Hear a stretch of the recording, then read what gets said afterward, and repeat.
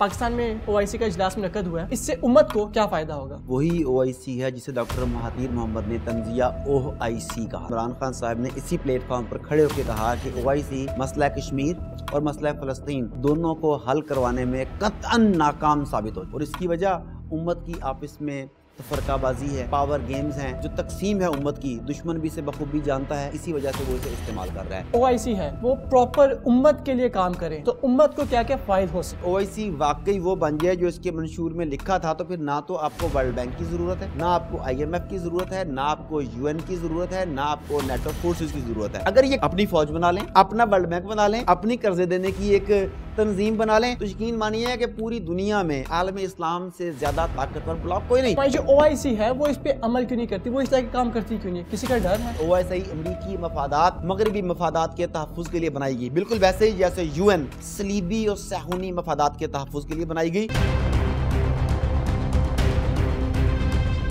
अस्सलाम वालेकुम नाज़रीन, मैं हूं डॉक्टर माजिद खान और आप देख रहे हैं प्रोग्राम डेयर टू टॉक। नाज़रीन, नजर डालते हैं एक आलमी मंजरनामा पे और इसके साथ साथ बात करेंगे पाकिस्तान में रिसेंटली मुनक्कद होने वाले ओआईसी इजलास पर। हमारे साथ मौजूद है डॉक्टर आरिफ सिद्दीकी साहब। अस्सलाम वालेकुम डॉक्टर साहब। वालेकुम अस्सलाम। डॉक्टर साहब, पाकिस्तान में ओआईसी का इजलास मुनक्कद हुआ है, तो क्या देखते हैं आप उसको, किस तरह से है वो, और इससे उम्मत को क्या फ़ायदा होगा? पहली बात तो ये कि ये वही ओआईसी है जिसे डॉक्टर महातीर मोहम्मद ने तंजिया ओआईसी कहा था। ये वही है। अब इसके बारे में इसकी कितनी फ़ाल है, ये इसका किरदार क्या है, उसके बारे में हमारे प्राइम मिनिस्टर इमरान खान साहब ने इसी प्लेटफॉर्म पर खड़े होकर कहा कि ओआईसी मसला कश्मीर और मसला फ़लस्तीन दोनों को हल करवाने में कतअन नाकाम साबित हो चुकी है, और इसकी वजह उम्मत की आपस में तफरकाबाजी है, पावर गेम्स हैं, और जो तकसीम है उम्मत की, दुश्मन भी इसे बखूबी जानता है, इसी वजह से वो इसे इस्तेमाल कर रहा है। यानी इस बात का इल्म हमारे प्राइम मिनिस्टर को भी है और यकीनन बाकी सरबराहान मुमलिकत और वज़ार ख़ारजा को भी होगा कि इस वक्त ओआईसी की अमलन कोई हैसियत नहीं है। लेकिन दिल के खुश करने को ख्याल अच्छा है कि आप कहते हैं हमने मसला कश्मीर पर बात की, मसला कश्मीर की अहमियत को उजागर किया, हमने मसला फ़लस्तीन को दोबारा से ज़िंदा कर दिया। तो ज़िंदा करने का क्या फ़ायदा, वो तो मर रहे हैं। आप कह रहे हो कि मसला कश्मीर को उजागर कर दिया, कहाँ पर उजागर कर दिया? जिन इस्लामी ममालिक के वज़राए ख़ारजा के सामने आपने ये बयान दिया, वो सब तो पहले से इस बारे में जानते थे। सवाल है कि वेस्ट क्या कर रहा है? अच्छा, वेस्ट कुछ भी नहीं कर रहा, इंडिया का कर रहा है, चलो वो भी कर रहा है। मुस्लिम उम्मा का इस बारे में किरदार क्या है, इसका जायज़ा लेने के लिए, इस पर मातम करने के लिए ये चीज़ काफ़ी है कि ओआईसी के अक्सर वज़राए ख़ारजा ने इजलास में शिरकत के बाद इंडिया में मुनक्कद होने वाली मकबूजा कश्मीर की कोई मीटिंग थी, तरक्याती फ़ंड्स के हवाले से, उसे डेवलप करने के हवाले से, यानी उसमें इंडियन राज को मुसल्लत करने के हवाले से, इन ओआईसी के मेहमानों ने बाद में इंडिया जाकर उस कॉन्फ्रेंस में भी शिरकत की है। यानी हो सकता है मुखालफत के लिए गए हैं लेकिन की नहीं ना, ये हो सकता है, ये लतीफ़ तंज है, मगर हुआ नहीं। फिर इसी इजलास में पिछले इजलास की तरह अफ़गानिस्तान की मौजूदा गवर्नमेंट को लेजिटिमेट तस्लीम करने की कोई बात नहीं की गई। अभी तक अफ़गानिस्तान की गुज़िश्ता हुकूमत थी, ओआईसी की सीट उसी को दी गई है। इसकी अहमियत का इससे अंदाज़ा कर लें कि स्पेशल इन्होंने अफ़गानिस्तान के वज़ीर ख़ारजा मुत्तकी को, मुल्ला मुत्तकी को दावत दी, उसने आने से इनकार कर दिया। उसने कहा अपना आम ओहदेदार भेज दिया, आने से क्यों इनकार कर दिया? पिछली कॉन्फ्रेंस का नतीजा उनके सामने था कि उसे ग्रुप फोटो में शरीक तक नहीं किया गया, उन्हें ओआईसी पे अफगानिस्तान की सीट पर नहीं बैठने दिया गया, वो पीछे आम ओहदेदारों के साथ मुल्ला मुत्तकी को बैठाया गया। तो फिर नतीजा यही निकलना था ना कि 1000 साल की गुज़िश्ता सबसे बड़ी फतह हासिल करने वाले मुल्क अफगानिस्तान को वहाँ पर प्रॉपर जगह नहीं मिल सकी। इससे अब अंदाज़ा कर लें कि वो किसके लिए मुनक्कद की गई। फिर वंस अगेन वही मुतालबात दोहराए गए जो अमेरिका 20 साल से रट लगाए बैठा है। मिसाल के तौर पर जी, अफगानिस्तान में हमें एक कौमी हुकूमत चाहिए, तो वो कौमी हुकूमत अपने मुल्क में क्यों नहीं बनाते? तुम यहाँ पर कहने वाले कौन होते हो? औरतों को हुकूक दिए जाएं। कौन से हुकूक? औरतों को हुकूक जो वो कह रहे हैं वो बरहंगी के हुकूक कह रहे हैं कि औरत को नंगा फिरने की इजाज़त दे दो। भाई तुम मगरिब की औरत को दे के बैठ गए हो, अफगानिस्तान की औरतों को अफगानिस्तान के कल्चर के मुताबिक तुम क्यों नहीं जीने देते? फिर इन्होंने तशवीश का इजहार किया कि और इस बात की यकीन दहानी मांगी कि अफगानिस्तान अपनी सरजमीन को दहशत गर्दी के लिए इस्तेमाल ना होने दे। सवाल तो यह है कि इन मुल्कों को अपने गिरबान में झांक कर देखना चाहिए कि इन मुल्कों की ज़मीन अफगानिस्तान के खिलाफ दहशत गर्दी में इस्तेमाल तो नहीं हुई कहीं। अमेरिका को झांकना चाहिए कि उसने किस किस मुस्लिम मुल्क को किराए का टट्टू बनाकर अफगानिस्तान के खिलाफ इस्तेमाल किया। मगरिब को अपने गिरबान में झांकना चाहिए कि उसने किस तरीके से पूरी दुनिया में दहशत गर्दी को फरोग दिया। अच्छा, होना तो ये चाहिए था कि मगरिब से सवाल करते, होना चाहिए था कि अमेरिका से सवाल करते कि तुमने अफगानियों के जो पैसे वहां पे मुंजमद कर लिए हैं वो पैसे रिलीज करो ताकि अफगानिस्तान में जो ग़ज़ाई बहरान आने को है उसका सद्देबाब किया जा सके। नहीं, انہوں نے افغانستان کی مدد کرنے کے لیے ایک فنڈ بھی بنایا، وہ اسی لیے بنایا کہ افغانستان کو بلیک میل کیا جا سکے، اس کے نام پر ہم تمہیں پیسے دیں گے، تم ہمارے یہ مطالبات تسلیم کر لو۔ پھر ایک اور بات پہ اتفاق رائے کیا کہ جید علماء کرام کے وفد افغانستان میں بھیجے جائیں گے جو معتدل طالبان سے مذاکرات کریں گے۔ اچھا، اب سوال ہے معتدل طالبان کون سے ہوتے ہیں؟ یہ ٹرم بھی مغرب کی ایجاد کردہ ہے کہ good Taliban and bad Taliban, معتدل طالبان اور شدت پسند طالبان۔ تو معتدل طالبان تو وہ لوگ اشرف غنی کو کہتے تھے، وہ حامد کرزئی کو کہتے تھے۔ ان طالبان کو جو اس وقت اقتدار پر ہیں، اسے تو انہوں نے شروع دن سے شدت پسند طالبان کہا ہے۔ تو وہ کون سے معتدل طالبان ہیں جنہوں نے تلوار نہیں اٹھائی اور مغرب کے پسندیدہ بن گئے، انہیں وہ سامنے لانا چاہتے ہیں؟ تو اس سے مجھے یاد آیا کہ اس سے پہلے بھی امریکہ یہ حربہ استعمال کر چکا ہے۔ جب اسامہ بن لادن شہید کا معاملہ تھا، اس کی حوالگی کا، تو لگ بھگ 1000 کے قریب علماء مختلف ممالک سے مختلف مسالک کے اکٹھے ہو کے گئے اور امیر طالبان ملا محمد عمر سے انہوں نے کہا کہ اسامہ بن لادن کو مغرب کے حوالے کر دو، اپنی جان چھڑاؤ، اپنا اقتدار بچاؤ۔ انہوں نے بڑی حکمت کی باتیں بتائیں، مصلحت کی باتیں بتائیں 1000 علماء نے۔ تو ملا عمر نے صرف ایک سوال ان سے کیا تھا کہ تم مجھے کوئی ایک آیت یا کوئی ایک ایسی حدیث بتا دو جس سے تمہارے اس بات کا جواز نکلتا ہو، تاکہ میں روزے قیامت وہ حدیث یا وہ آیت پیش کر کے اللہ رب العزت سے کہوں کہ میں نے اس سے دلیل لی تھی، مجھے معاف کر دو۔ وہ 1000 علماء کے پاس کوئی جواب نہیں تھا۔ تو وہ 1000 علماء پہلے بھی امیر طالبان کو نہیں سمجھا سکے، اور اب جو سمجھانے کے لیے جا رہے ہیں وہ یہی سمجھانے کے لیے جا رہے ہیں نا کہ مغرب کی اطاعت کر لو، امریکہ کی اطاعت کر لو، ہم تمہیں تسلیم کر لیں گے۔ ان OIC کے مور دین 50 کنٹریز میں اتنی اخلاقی جرت تو ہے نہیں کہ طالبان کو تسلیم کر لیں۔ اور تم طالبان سے جو مطالبات کر رہے ہو، پہلے اس کی گورنمنٹ کو، لیجیٹیمیٹ گورنمنٹ تو تسلیم کرو، وہ گورنمنٹ جو انہوں نے بزور شمشیر حاصل کی ہے۔ تو اگر اس سارے معاملات کو دیکھیں تو معذرت کے ساتھ OIC کا کردار کوئی قابل تعریف نہیں ہے۔ ہاں، آپ نے یہ بڑا کہا کہ میں نے اسلاموفوبیا، میں کی جنگ تھی، میں نے اسلاموفوبیا کے خلاف یہ کیا، میں نے مسئلہ کشمیر کے بارے میں آواز بلند کی، میں نے فلانا کی، میں نے کیا۔ اچھا، کن پلیٹ فارم سے بلند کی؟ بین الاقوامی ادارے۔ بین الاقوامی ادارے کون سے؟ جن قراردادوں کی آپ بات کرتے ہیں کہ میں نے وہاں سے یہ قراردادیں منظور کروائیں، کیا اس سے پہلے مسئلہ کشمیر اور مسئلہ فلسطین کے بارے میں درجنوں قراردادیں وہاں موجود ہیں کہ نہیں؟ کیا ان میں سے کسی بھی قرارداد پر عمل ہوا؟ اگر نہیں ہوا تو آپ نئی توقع لے کے کہاں سے بیٹھ گئے؟ تو میرا یہ خیال ہے کہ یہ امریکی مفادات کو تقویت دینے کے لیے ڈائریکٹ یا انڈائریکٹ کوششیں کرنے کے لیے تنظیم بنائی گئی تھی، اور ابھی بھی ڈائریکٹلی یا انڈائریکٹلی امریکی کاز کو سپورٹ کر رہی ہے۔ آپ کے اکارڈنگ جو OIC ہے وہ پراپر کام نہیں کر رہی؟ ان کیس ڈاکٹر صاحب، اگرچہ جو OIC ہے وہ پراپر امت کے لیے کام کریں تو امت کو کیا کیا فائد ہو سکتے ہیں؟ دیکھیں، اگر یہ OIC واقعی وہ بن جائے جو اس کے منشور میں لکھا تھا، تو پھر نہ تو آپ کو ورلڈ بینک کی ضرورت ہے، نہ آپ کو IMF کی ضرورت ہے، نہ آپ کو UN کی ضرورت ہے، نہ آپ کو نیٹو فورسز کی ضرورت ہے۔ دیکھیں، اگر کچھ کرنا تھا، چلو یہ ساری باتیں چھوڑ دیں کہ یہ افغانستان کے معاملے میں یہ بائسڈ ہو گئے، کشمیر کے معاملے میں یہ کمزور پڑ گئے، فلسطین کے معاملے میں ہتھیار ڈال دیے، کم از کم یہ ایک مشترکہ آرمی اگر بنا لیتے بیٹھ کے یہاں بیٹھ کے، اور یہ ڈکلیریشن دیتے، یہاں پر یہ اعلان جاری کرتے کہ آج کے بعد OIC کے جتنے بھی ممبر ممالک ہیں ان میں سے کسی ملک پر حملہ عالم اسلام پر حملہ سمجھا جائے گا۔ نیٹو کا یہی ہے نا کہ اگر نیٹو ممالک میں سے کسی ایک پر حملہ ہوگا تو نیٹو ممالک پر حملہ تصور کیا جائے گا۔ اگر عالم کفر اس طرح کا اتحاد بنا سکتا ہے تو عالم اسلام کیوں نہیں بنا سکتا؟ اچھا، اس میں کوئی ایسی قرارداد منظور ہوتی کہ جتنے بھی غریب اسلامی ممالک ہیں انہیں امیر اسلامی ممالک قرضہ فراہم کریں گے؟ ہمارے پاس تیل کی دولت ہے، معدنیات کی دولت، سب کچھ ہم دے سکتے ہیں۔ اگر یہ ہوتا تو پھر کیا IMF اور ورلڈ بینک کے چنگل میں کسی بھی مسلم ملک کو پھنسنے کی ضرورت تھی؟ یہ تعلیم کی بات کرتے، یہ کہتے کہ جتنے بھی ہمارے اسلامی ممالک ہیں یہاں پر ایک خاص درجے کی ذہانت کے افراد کو ایک ملک سے دوسرے ملک میں تعلیم حاصل کرنے کی آزادی ہوگی، انہیں ویزا فری کر دیا جائے گا وغیرہ وغیرہ۔ ایسا کی اعلامیہ نہیں ہوا۔ چلو یہ کرنسی کو ایک بنا لیتے کہ یہ کہ اسلامی کرنسی، ہم ڈالر سے اپنے آپ کو ڈیلنگ کر رہے ہیں، ہم تمام مسلمان ممالک اس ایک کرنسی کے اوپر متفق ہیں، یا آپس میں اپنی کرنسی میں ڈیل کیا کریں گے تاکہ کسی دوسرے ملک کو فائدہ نہ ہو۔ یہ تو یہ بھی نہیں کر سکے۔ اگر یہ کر لیں، اپنی فوج بنا لیں، اپنا ورلڈ بینک بنا لیں، اپنی قرضے دینے کی ایک تنظیم بنا لیں، تو یقین مانیے کہ پوری دنیا میں عالم اسلام سے زیادہ طاقتور بلاک کوئی نہیں۔ آج تو یہ لوگ خوش ہو رہے ہیں اس بات کے اوپر کہ وہ چائنا ہمارے ساتھ کھڑا تھا۔ یہ بھی آپ دیکھ لیں کہ جو تصویر جاری کی گئی ہے اس میں چائنیز وزیر خارجہ کو ساتھ کھڑا کر کے دنیا کو پیغام دینے کی کوشش کی گئی کہ چائنا ہمارے ساتھ ہے، مگر آپ نے مسلم ممالک کو دھکیل دیا۔ آپ نے در حقیقت امت مسلمہ کو یہ پیغام دیا کہ امت مسلمہ بانجھ ہے، ہمیں اپنی طاقت دکھانے کے لیے بھی ایک غیر مسلم ملک کے وزیر خارجہ کو مسلم ممالک کے وزیر خارجہ پر ترجیح دے کر اپنے ساتھ کھڑا کرنا پڑتا ہے تاکہ مغرب کو پیغام دیا جا سکے۔ در حقیقت یہ بھی کمزوری کا پیغام دیا ان لوگوں نے۔ ڈاکٹر صاحب، جو باتیں آپ نے بتائی ہیں ان پہ عمل کیوں نہیں کیا؟ یہ باتیں جو آپ بتا رہے ہیں مجھے معلوم ہے، باقی عام بندے کو معلوم ہے، تو ہماری جو OIC ہے وہ اس پہ عمل کیوں نہیں کرتی؟ وہ اس طرح کے کام کرتی کیوں نہیں ہے؟ کسی کا ڈر ہے؟ بالکل، دیکھیں پہلی بات تو یہ کہ جن مقاصد کے لیے بنائی گئی، میں تو پہلے بھی کئی پروگرامز میں کہہ چکا ہوں کہ میں برملا یہ کہتا ہوں کہ OIC امریکی مفادات، مغربی مفادات کے تحفظ کے لیے بنائی گئی، بالکل ویسے ہی جیسے UN صلیبی اور صہیونی مفادات کے تحفظ کے لیے بنائی گئی۔ OIC انہوں نے مسلمانوں میں ایک تنظیم کھڑی کی تاکہ وہ معاملات، وہ مطالبات جو امریکہ یا مغرب بزور قوت نہ منوا سکے، وہ OIC کے ذریعے منوا سکے۔ اب دیکھ لیں کہ کوالالمپور سمٹ ہوتی ہے، آپ کے پرائم منسٹر عمران خان صاحب اس کا انیشیٹو لیتے ہیں، طیب اردگان سے بات کرتے ہیں، مہاتیر محمد سے بات کرتے ہیں، اور دنیا کی ایک سب سے بڑی نئی آرگنائزیشن، مسلم آرگنائزیشن بننے کے لیے جا رہی تھی، تو اسے سیبوٹیج کرنے کے لیے کس نے کردار ادا کیا؟ OIC نے۔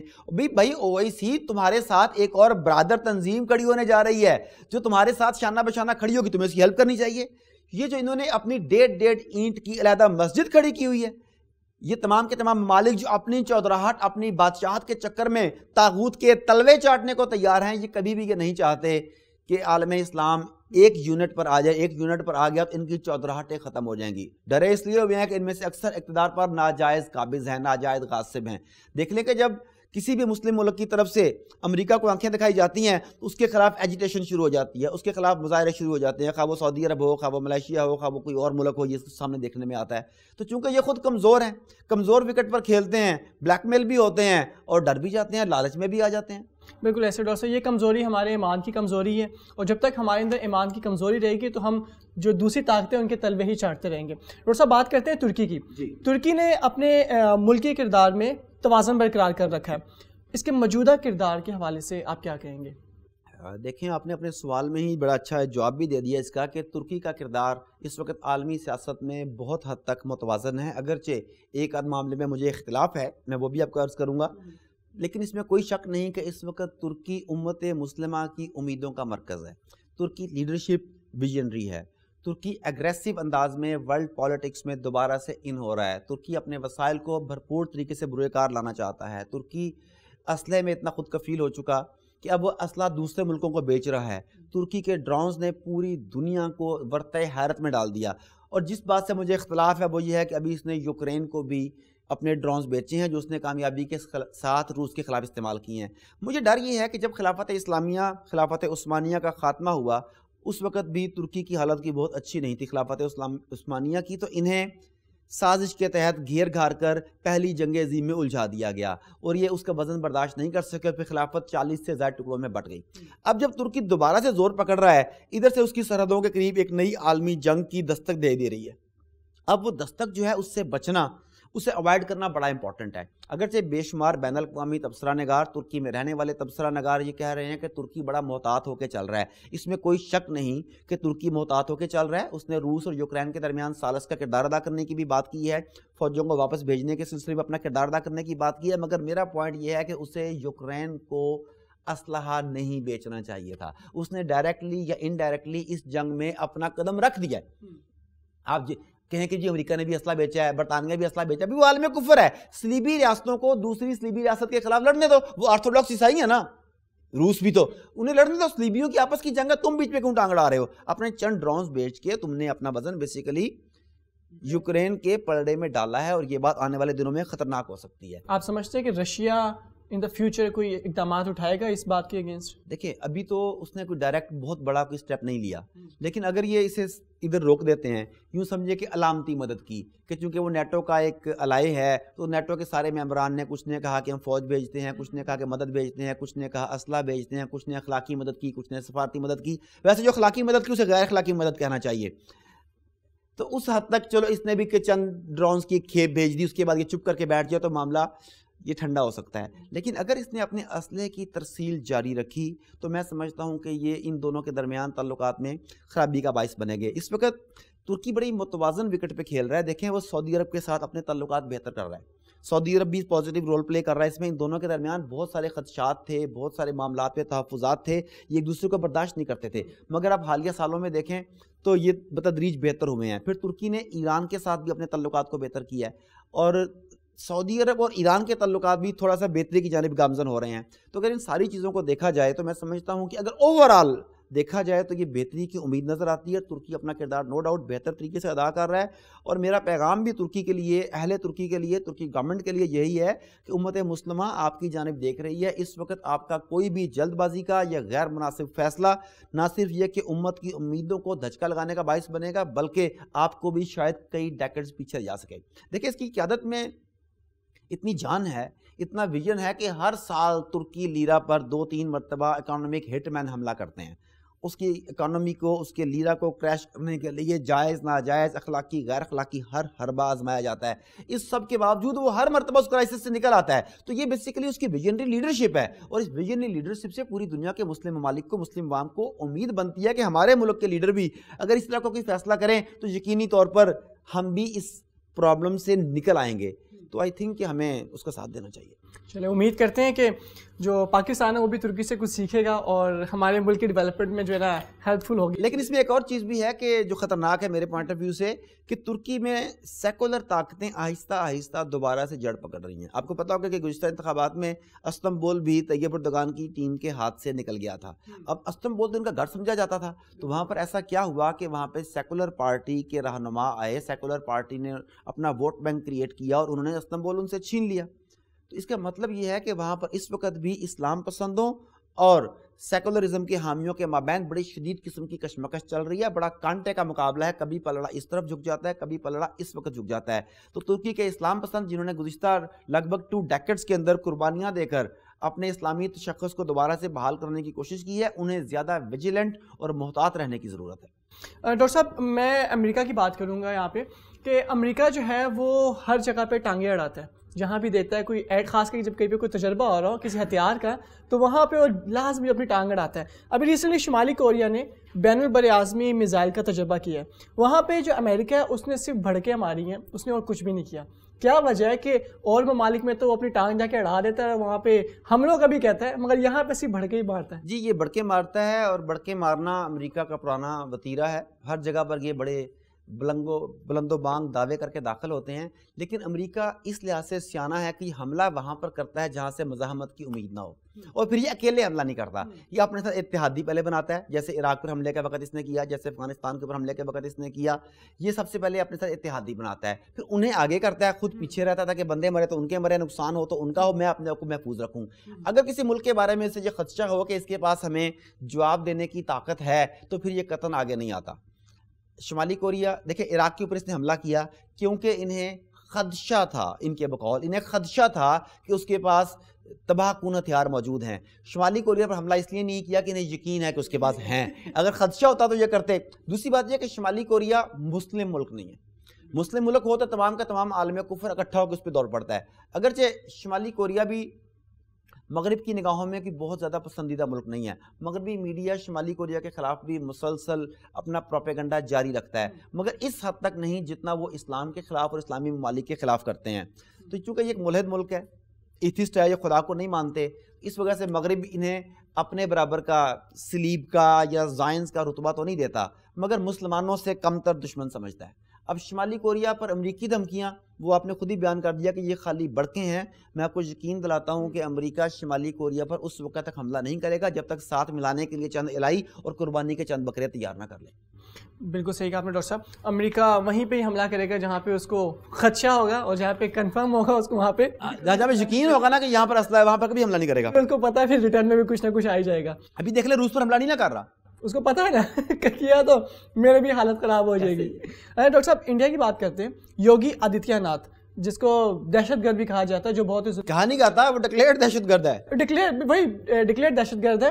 اس کو ابھی جو ہے اتر پردیش, بھارت کا جو اتر پردیش ہے وہاں کا وزیر اعلیٰ بنا دیا گیا. تو اس کو آپ کیسا دیکھتے ہیں؟ وہ جو ایک شخص دہشت گرد ہے, جو ڈکلیئر دہشت گرد ہے, اس کو وزیر اعلیٰ بنا دیا آپ نے. دیکھیں یہ ہندوتوا فلسفے کی بھگوا ہندو کی زندہ مثال ہے. اگر یہ نہ ہوتا, اگر اسے وزیر اعلیٰ نہ بنایا جاتا, تو میں اور آپ آج تک جتنے درجنوں پروگرام متعصب فاشسٹ ہندوؤں کے بارے میں کر چکے ہیں وہ تمام کے تمام باطل اور غلط ثابت ہوتے ہیں. اس کا وزیر اعلیٰ بننا اس بات کا ثبوت ہے کہ گزشتہ لگ بھگ 1 ایئر سے ہم یہ پروگرام کر رہے ہیں. ہم نے جتنے بھی پروگرامز میں ہندوؤں کے بارے میں جو اپنا فلسفہ بیان کیا وہ 100% درست ہے. جہاں تک آپ آدتیہ ناتھ کی بات کر رہے ہیں, میں اس کے بارے میں چند اور معلومات آپ تک دینا چاہتا ہوں. میں لکھ کے لایا ہوں ساتھ تاکہ کوئی غلطی نہ ہو جائے. یہ یوگی ہے. مزے کی بات ہے کہ جس جگہ کا اسے بتایا جاتا ہے کہ پیدائش جس کی ہوئی، نہ اس کی پیدائش وہاں پر ہوئی ہے اور نہ اس کا نام اصل ہے. یہ دونوں چیزیں جعلی ہیں. اچھا.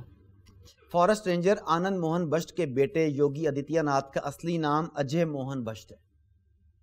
اس کی پیدائش اتراکھنڈ کے پوڑی گڑھوال میں ہوئی اور وہیں گریجویشن کرنے کے بعد وہ گورکھپور آ کر مہنت ابیدیہ ناتھ کا شاگرد بنا.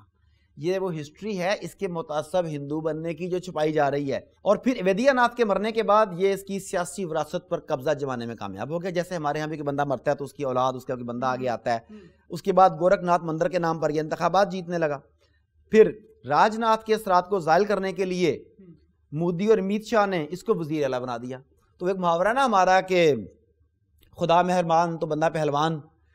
تو جب وہ اس کے آقا پاور سیکٹر تمام کا تمام اس کے ساتھ ہو تو پھر اس پہ مہربانیاں تو ہونی ہی ہونی ہیں. اب یہ اس حد تک متعصب آدمی ہے کہ یہ تاج محل کو اور دوسری تمام کی تمام جو مغل عمارات ہیں جو شاہکار ہیں، جو فن تعمیر کا ایسا شاہکار ہے کہ پوری دنیا سے لوگ انہیں دیکھنے کے لیے آتے ہیں، یہ انہیں بیرونی حملہ آوروں کی نشانی قرار دیتا ہے. انہیں یہاں سے مٹانا چاہتا ہے، گرانا چاہتا ہے، مسمار کرنا چاہتا ہے. اگر آپ ہندو توا فلسفے کی زندہ مثال دیکھنا چاہیں تو آپ آدتیہ ناتھ کو دیکھ لیں. یہ وہ بندہ ہے جو ہندو توا ایجنڈے کی اس فلسفے کی زندہ مثال ہے. یوگی نے ہندو نوجوانوں کی ایک اپنی ذاتی آرمی تیار کی ہوئی ہے، پرسنل آرمی، جس کا نام ہے ہندو یواہنی. اس کا مقصد ہے کہ 2 ٹانگوں والے جانوروں کا خاتمہ. یہ 2 ٹانگوں والے جانور کون ہیں؟ یہ مسلمانوں کو 2 ٹانگوں والے جانور کہتا ہے، اور یہ کہتا ہے، خود برملا کہتا ہے کہ ہم مذہبی جنگ کی تیاری کر رہے ہیں. آج لوگ ہمارے اوپر یہ الزام لگاتے ہیں کہ یہ شدت پسند ہے، مذہب کے نام پر لوگوں کا قتل و غارت کرتے ہیں، ان کا خون بہاتے ہیں. وہ ان کا وزیر اعلیٰ کھلم کھلا کہہ رہا ہے کہ ہم مذہبی جنگ کی تیاری کر رہے ہیں. اس نے پرائیویٹ آرمی تک تشکیل دی ہوئی ہے، اور وہ مسلمانوں کا انسان ماننے کو تیار نہیں. 2 ٹانگوں والے جانور کہتا ہے، اس کے بارے میں پوری کی پوری دنیا خاموش ہے. اس کا مطلب ہے کہ آج تک ہم بھگوا ہندو کے بارے میں جو کہتے رہے وہ درست تھا. ڈاکٹر صاحب اس میں تو کوئی دو راہ ہی نہیں ہے کہ وہ ملک انڈیا جو خود کو سیکولر کہتا ہے، وہاں پہ سب سے زیادہ ظلم و ستم مسلمانوں پہ کیا جاتا ہے، اور پوری دنیا میں اس کو جو ہے نہ تو اس کا ذکر کیا جاتا ہے اور نہ ہی اس کو ڈیگریڈ کیا جاتا ہے. دنیا کے بھی منافقانہ چہرے کی زندہ مثال ہے. بالکل ایسا ہی ہے. ڈاکٹر صاحب یہاں پہ مودی کی بات بھی کریں گے. مودی حکومت جو کہ کشمیریوں کے املاک کو ضبط کرنے کی پالیسی پر عمل پیرا ہے، اس پر آپ کیا کہیں گے؟ دیکھیں، انہوں نے پہلے تو کشمیریوں کے گھروں کو آگ لگا دی، انہیں مسمار کر دیا، ان کے بچوں، جوانوں، عورتوں کو زخمی کر دیا، کسی کو اپاہج بنا دیا، کسی کو مار دیا. اب نیکسٹ انہوں نے یہ قانون سازی ایسی کر لیا جس کے ذریعے یہ کشمیریوں کی املاک کے اوپر قبضہ کرنے جا رہے ہیں. اب یہ جو نیا قانون انہوں نے بنایا ہے، ہم اسے کالا قانون ہی کہہ سکتے ہیں. تو اس کالے قانون کے ذریعے، جس کا نام آپ کہہ لیں کہ UAPA قانون کا نام ہے، تو وادی کشمیر کے ضلع سری نگر سے اس قانون کے تحت جائیدادوں کو ضبط کرنے کا سلسلہ شروع کیا گیا ہے. اب یہ در حقیقت کشمیری مسلمانوں کو ان کے وطن، ان کے گھروں سے بے دخل کرنے کا اگلا سٹیپ ہے.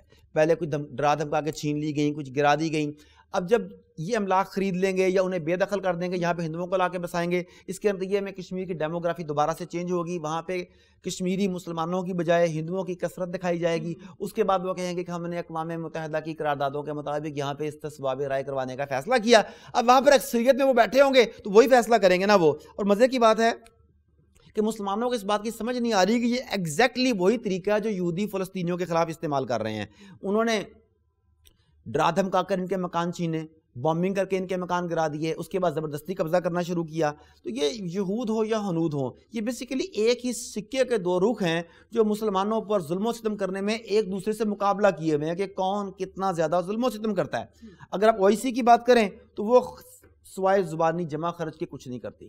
مجھے بتائیے کہ کیا کبھی مذمتوں سے بھی ملک آزاد ہوئے ہیں؟ کیا کبھی مذمتوں سے بھی آزادی ملی ہے؟ وہ کسی تنظیم کا بڑا پرانا معروف بینر ہے کہ کشمیر قرارداد مذمت سے نہیں، ہندو کی مرمت سے آزاد ہوگا.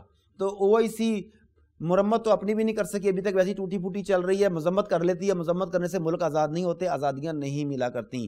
رسول پاک صلی اللہ علیہ وآلہ وسلم نے کفار کے خلاف، رومیوں کے خلاف قرارداد مذمت پیش نہیں کی تھی، انہوں نے ان کی مرمت کے لیے نکلنے کا فیصلہ کیا، تبھی تو اسلام ایک عالمگیر مذہب بنا. اب مسلمانوں کا جو باہمی نفاق ہے وہ بھی مسئلہ کشمیر کے حل میں سب سے بڑی رکاوٹ ہے. عرب ممالک یہ کہہ دیتے ہیں کہ یہ تمہارا علاقائی مسئلہ ہے.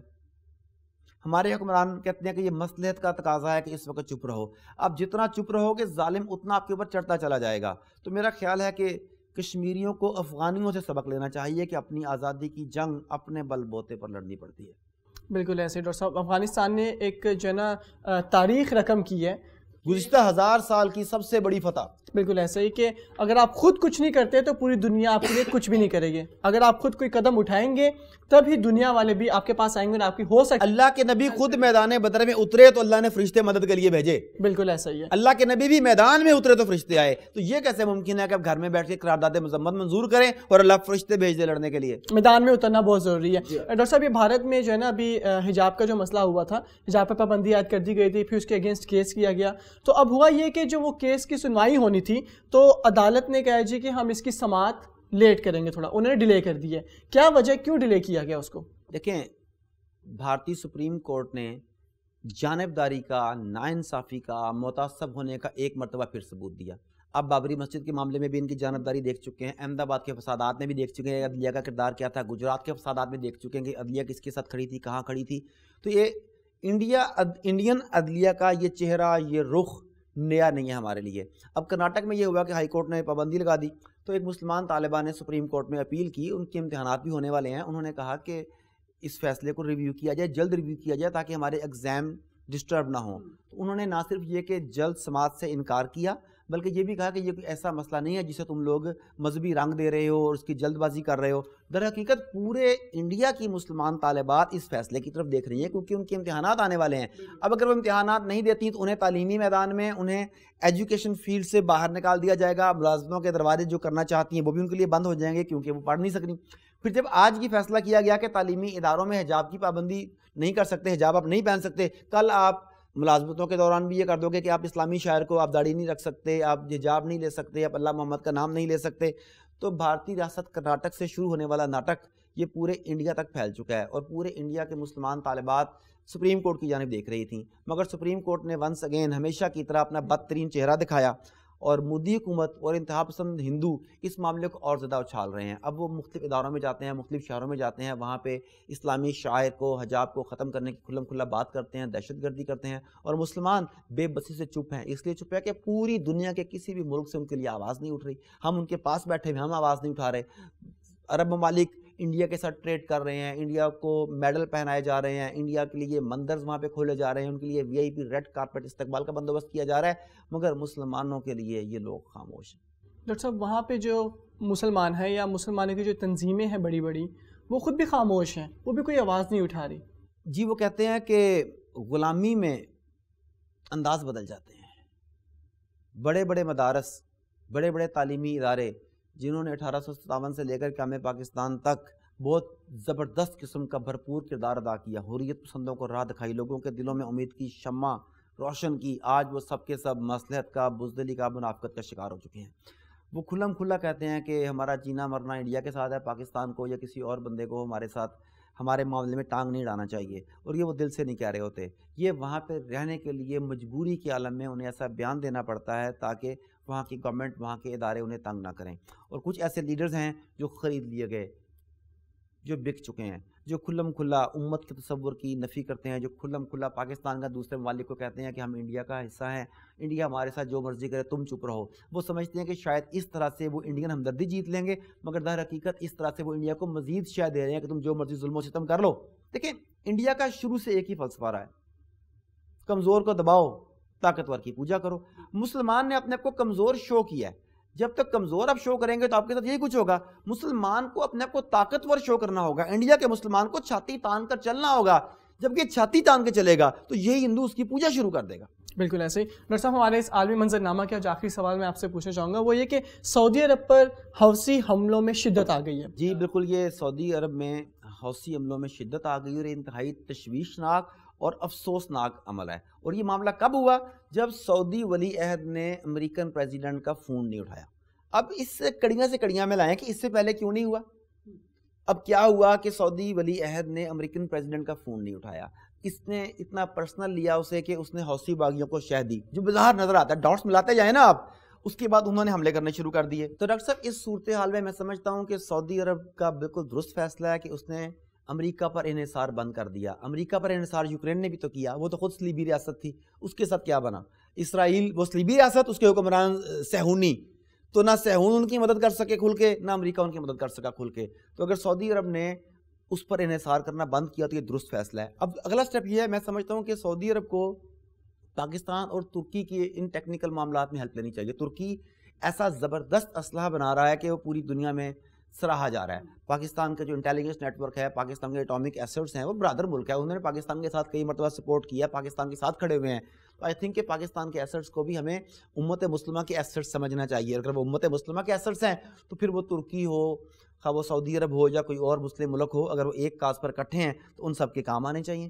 تو امریکہ اتنا ناقابل اعتبار، میں یہ کہنا چاہوں گا کہ پورے مشرق وسطیٰ کو یہ بات سمجھ لینی چاہیے کہ پورا مشرق وسطیٰ جتنی جلدی امریکہ سے جان چھڑا لے گا یہ اس کے لیے بہتر ہوگا. امریکہ کے لیے تو بڑا مزے کا کام ہے نا کہ کسی ملک میں خطے میں جنگ کروا دو، اپنا اسلحہ بیچو.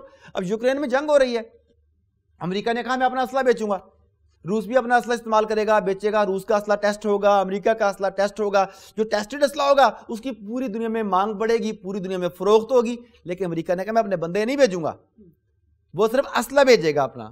تو امت مسلمہ کو اس سارے معاملے سے سبق سیکھنا چاہیے، اتحاد و اتفاق کا دامن بالکل آپس میں پکڑ لینا چاہیے. اور جو حوثی باغی جو سعودی عرب میں کر رہے ہیں، اگر کسی بھی مسلم ملک کا اس میں ذرہ برابر بھی حمایت یا ہمدردی ہے تو انہیں اسے بالکل دل سے نکال دینا چاہیے. ہمیں سعودی عرب کے ساتھ کھڑے ہونا چاہیے. یہ بات آپ نے ڈاکٹر صاحب بالکل صحیح کی کہ جو یو ایس ہے اس کی ہسٹری ہے کہ ہمیشہ وہ کہتا ہے کہ میں ساتھ ہوں، بعد میں پیچھے ہٹ جاتا ہے، دھوکہ ہمیشہ وہ دیتا ہے. یہ اس کی ہسٹری ہے. تو ہمارے جو خطے کے جو لوگ ہیں، جو ممالک ہیں، ان کو بھی اس چیز کو سمجھنا چاہیے، اور جو باقی ہیں ان کو بھی سمجھنا چاہیے کہ امریکہ صرف بولتا ہے ساتھ ہوں، یقیناً وہ جو ہے نا ریالٹی میں وہ ساتھ بالکل بھی نہیں ہوتا. بہت شکریہ ڈاکٹر صاحب آپ کا. ناظرین یہ تھا ہمارا آج کا عالمی منظرنامہ. ہمیں اجازت دیجیے آج کے اس عالمی منظرنامہ سے، پھر دوبارہ حاضر ہوں گے نیو ٹاپکس کے ساتھ. اپنا خیال رکھیے گا. اللہ حافظ.